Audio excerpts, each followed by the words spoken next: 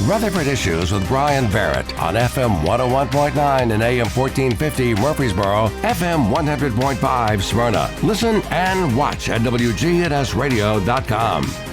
Rutherford Issues is powered by Middle Tennessee Electric.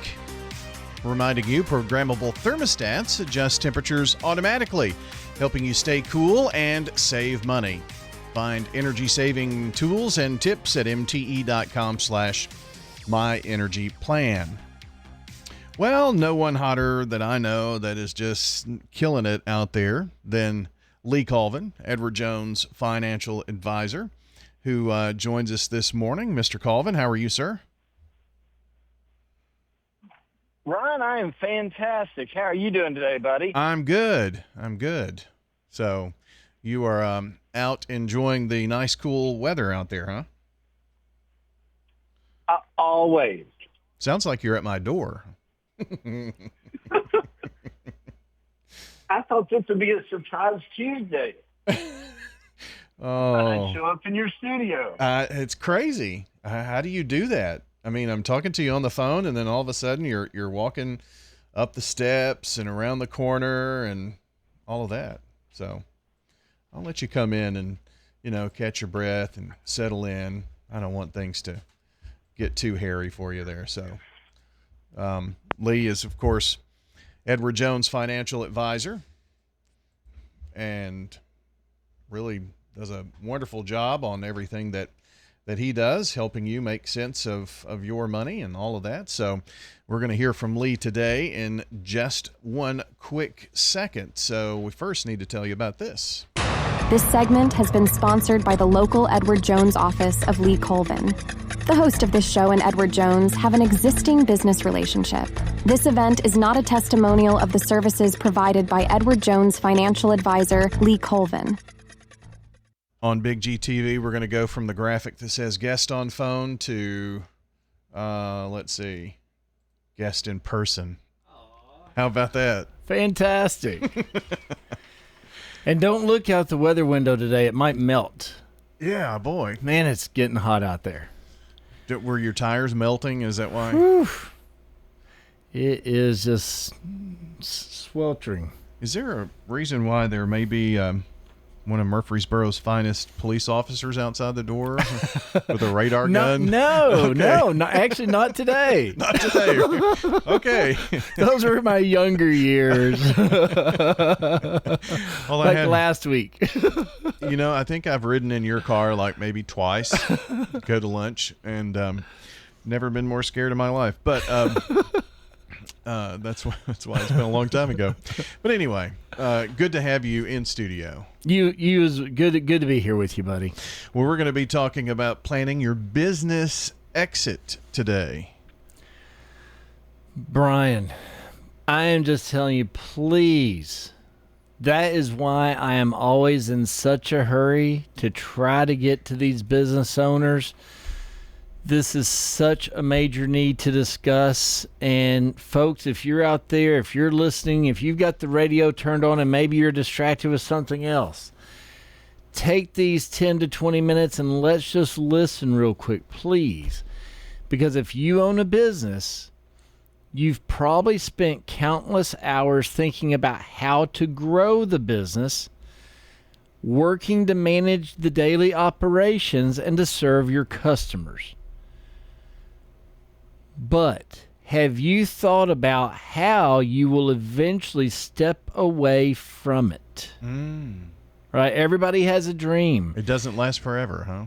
No. And while it might seem premature, planning your successful exit from your business is one of the smartest moves that you can make as an owner.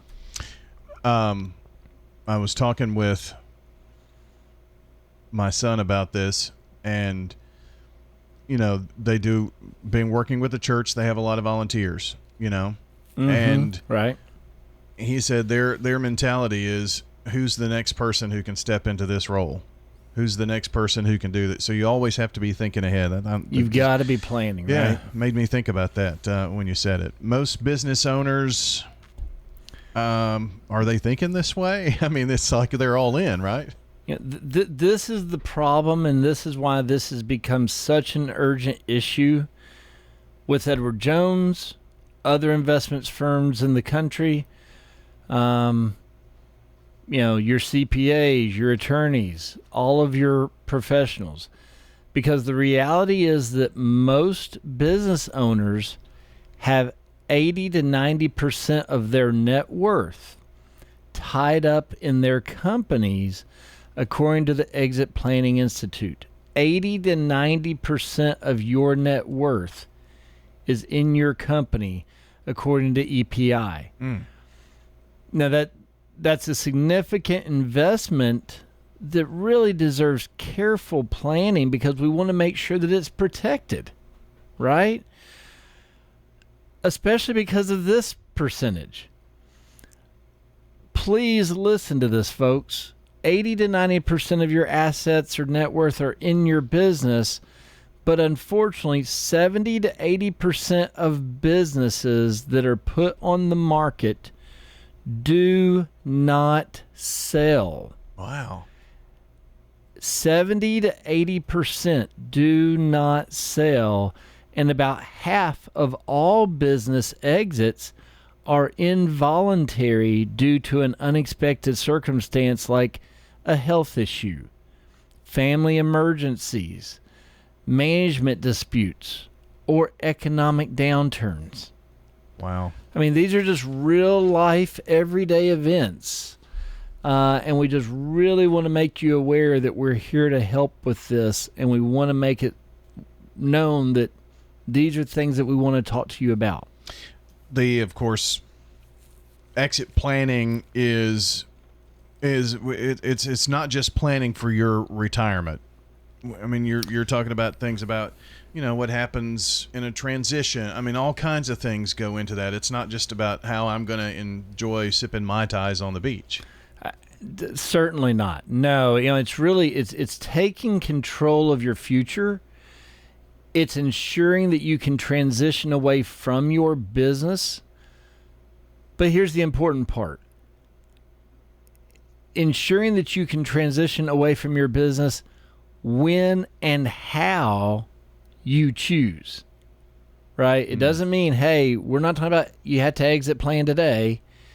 This might be 3 years, 5 years, 10 years. I mean, it may be, we don't know when. It's all about you, when and how you choose for this to happen, and working with you on this. But you can start with the end, retirement, selling, whatever you're doing, in mind, and a proactive approach that can inform your current business decisions and help increase the company's value and marketability.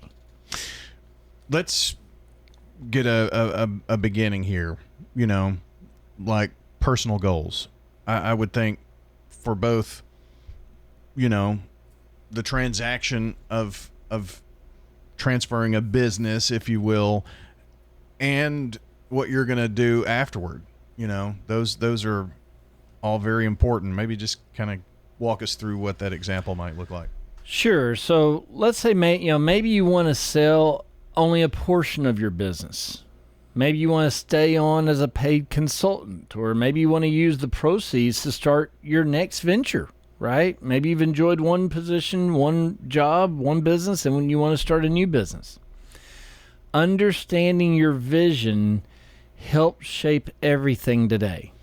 And you'll want to look at how much money you're going to need. I mean, we talk about this a lot on the program for your retirement, and it's all different for everyone. How do you want to live? Vacations, all of those kinds of things have to be part of this plan. We all live different lifestyles, right? And accounting for your expenses that may be currently covered by the business, like your cell phone, your vehicles, your travel, your health care. Don't forget about your legacy goals too, what you want to leave for your family or your charitable causes. A team, it's football season. A team is important to have all the positions right? And so I know that that's a part of building a team as a business owner too. Definitely. At the center, you should be a financial advisor. When I look at this from my perspective as the advisor, I want to be someone who can help you through the planning process, the execution, and the post-sale phase. Mm-hmm. All of these are integral. Not any one can be skipped or forgotten about. And there are others that go along with financial advisor. We talk about this all the time. You can probably name them off the top of your head, right? You've got to have your tax professional. You have to have that legal advisor. Think about a commercial banker. Think about maybe a business valuation expert. I've literally given away, while we talk about tax and legal experts all the time, I literally gave away business valuation expert names twice in the last week. Yeah. That's just how more prominent it's becoming. And depending on your exit strategy, you might later add specialists like business brokers, investment bankers, employee stock ownership plan advisors, things that you may have just never needed, never thought of. In any business, it's important to also know, what is this business worth, right? Oh, so important. I mean, right? What's the value? It's a good idea to get a calculation of value at least 3 to 5 years. 3 to 5 years before your planned exit. I didn't say 3 to 5 months. Mm-hmm. I said 3 to 5 years before your planned exit.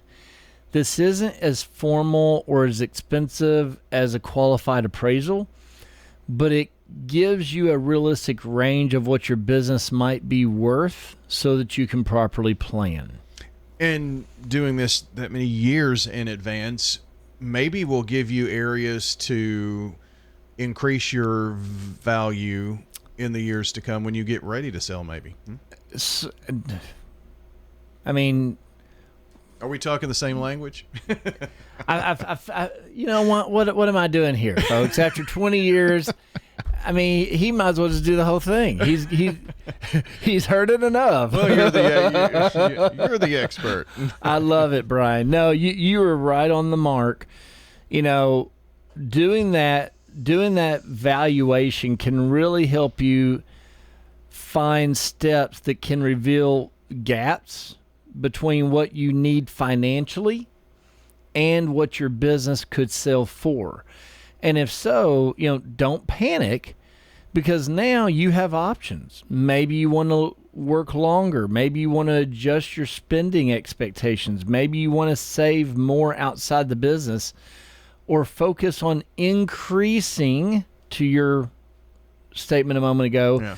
Maybe now you have time to focus on increasing your company's value, because maybe you know where some of the gaps are. You can boost value by increasing profits through higher market share, new products, better pricing, reduced costs. You can also improve intangible assets like employee expertise, operational systems, and customer relationships. I would think that maybe one of the first things, and I'm not trying to reorder here, but if this is your thought and you're putting together this plan, it's just like that volunteer example I gave a moment ago. Who's going to be the person to step in? Who's going to succeed you? That's got to be a consideration.